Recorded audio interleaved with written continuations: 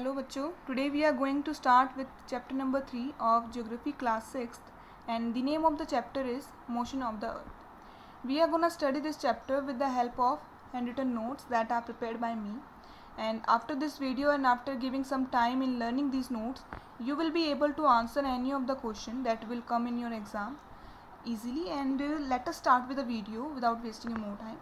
So हमारा first point है earth's motion. हमारा जो अर्थ है उसके जो मोशन है वो कितने टाइप के होते हैं. दो तरीके के मोशन होते हैं. एक होता है रोटेशन, एक होता है रिवोल्यूशन. रोटेशन होता है movement of earth on its axis. जब अर्थ जो है अपनी ही जगह पे गोल गोल घूमता है तो उसे कहते हैं रोटेशन.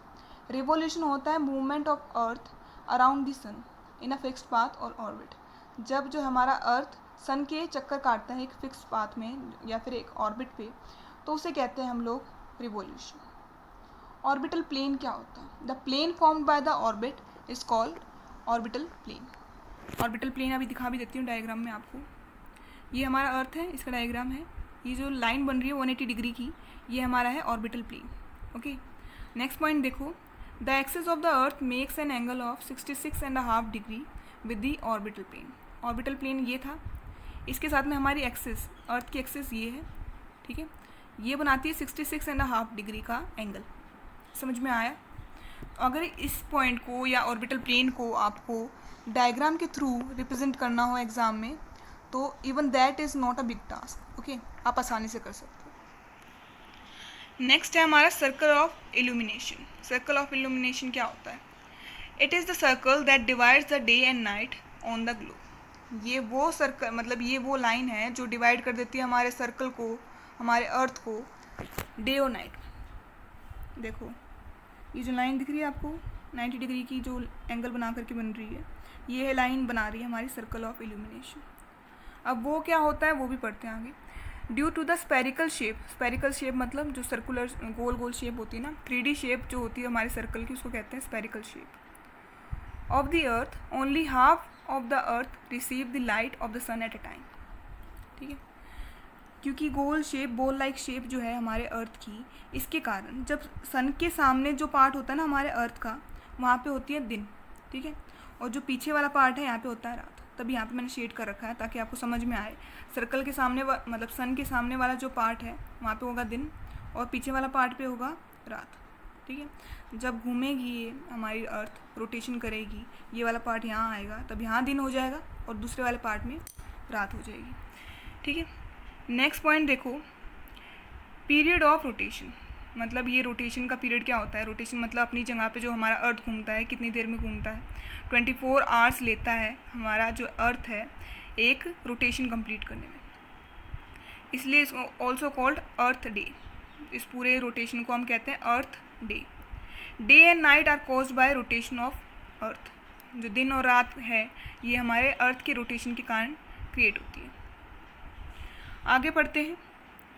रिवोल्यूशन. रिवोल्यूशन क्या होता है? Time taken. रिवोल्यूशन को मतलब हमारे जो अर्थ है उसको सन का एक पूरा चक्कर काटने में अब उसकी ऑर्बिट पे कितना टाइम लगता है? 365 1/4 डेज. ठीक है, 365 एंड 4 दिन, मतलब एक दिन का फोर्थ जो पार्ट है वो 365 डेज पूरे, और एक दिन का जो फोर्थ पार्ट है वो, इतना टाइम हमारे अर्थ को लगता है रिवोल्यूशन करने में. और 1/4 जो पार्ट है वो होते हैं हमारे 6 आवर्स. देखो 1/4 हमारे एक दिन में होता है 24 आवर्स, उसको 1/4 से मल्टीप्लाई करा तो कितना आया? 6 आवर्स. तो 6 आवर्स जो हैं बचते हैं. 4 साल में ये 6 आवर जो है, 6 घंटे जो हैं एक पूरा दिन बना देते हैं. 6 × 4 24, तो एक पूरा दिन बन गया. तभी फरवरी में जो हमारा फेब होता है उसमें 29 जो फरवरी है इसी कारण से आता है. लीप ईयर सुना है, 4 साल में एक बार जो आता है हमारा 29 फरवरी जो होती है, वो 29 फरवरी जो है वो इन्हीं 6 आवर्स से मिल करके बनते हैं. 4 साल में ये 6 आवर जो है एक दिन बना देते हैं. आगे पढ़ते हैं. 6 hours saves every year are added to make 1 extra day over a span of 4 years. मतलब तो 6 घंटे जो है हर साल बचते हैं. ठीक है, एक एक्स्ट्रा दिन बना देते हैं 4 साल में बाद में. ठीक है, this surplus day is added to the month of February. ये जो नया दिन बचता है या फिर जो एक्स्ट्रा दिन होता है ये फरवरी में हम ऐड कर देते हैं. Such a year is called leap year.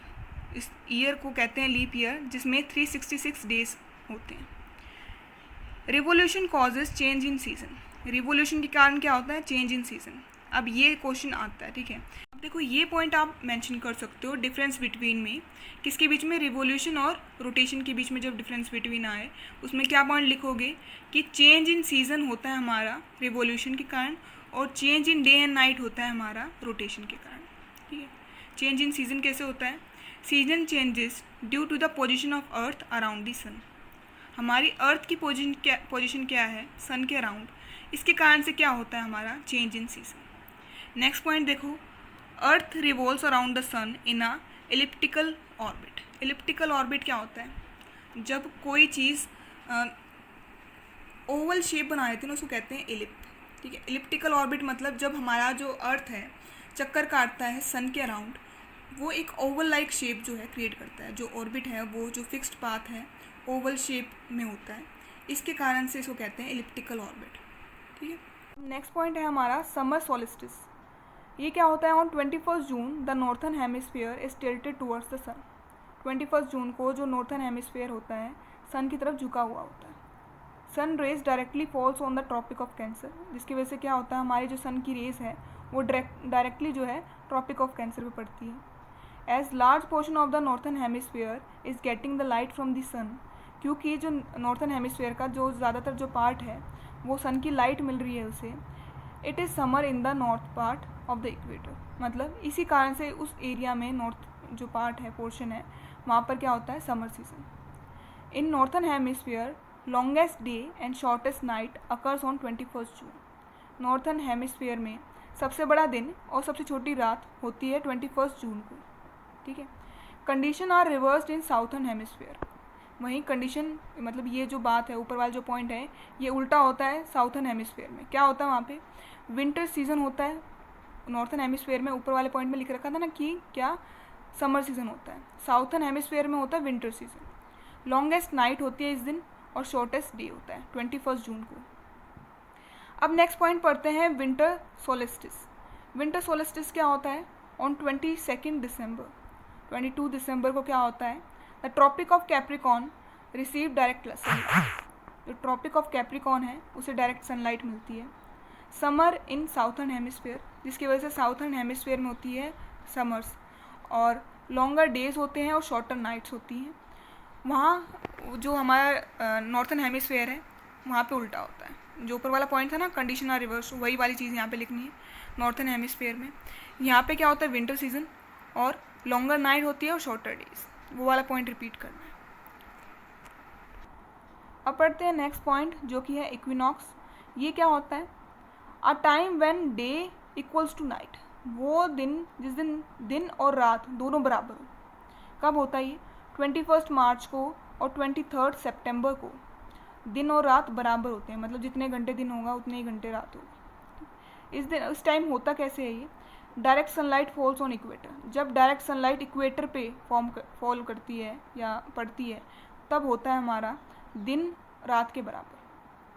As neither of the pole is tilted toward the sun, ये क्यों होता है? क्योंकि कोई भी पोल, ना नॉर्थ पोल ना साउथ पोल, सन की तरफ टिल्टेड या फिर झुका हुआ नहीं है। 23 सितंबर को क्या होता है? ऑटम सीजन नॉर्थन हेमिस्फीयर में, स्प्रिंग सीजन होता है साउथर्न हेमिस्फीयर में।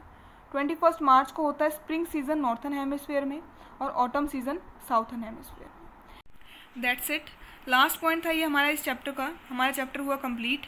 लाइक और सब्सक्राइब करना मत भूलना, और कमेंट ज़रूर करना कि आपको क्या डाउट्स हैं इस चैप्टर में, चाहे वो आपके एनसीईआरटी के हों या आपके जो टीचर ने क्लास में पूछे हैं वो। Okay, bye.